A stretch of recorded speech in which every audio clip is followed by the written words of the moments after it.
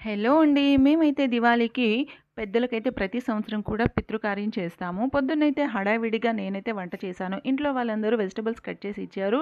నేనైతే 2 వైపులు కూడా పెనం వేసి ఫాస్ట్‌గా అన్నీ చేయాల్సొచ్చింది. ఎందుకంటే చాలా ఐటెమ్స్ చేస్తాం కాబట్టి 12:00 లోపు అన్నీ పెట్టాలి కాబట్టి తొందరగా చేయాలి కాబట్టి 2 వైపులా పెనం వేసి గారెలైతే వేయించాను. పెద్దలకు పెట్టుకునేటప్పుడు కేవలం పనసాకుల్లోనే మేమైతే ఫుడ్ పెడతామండి. దానికోసమైతే 3 ఆకులు, 4 ఆకులు ఇలా అయితే పిన్ చేసి ఒక ఆకులా ప్రిపేర్ చేశాము. మా అత్తగారైతే కకరాలు చేయటం కోసం పిండినైతే కలుపుతున్నారు.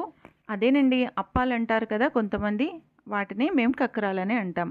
12 గంటలకంతా మేమైతే పెద్దవాళ్ళకి ఇంట్లో అయితే పెట్టుకున్నాం. అలాగే వాళ్ళకి కొత్త బట్టలు కూడా చూపించి పూజ చేశాం.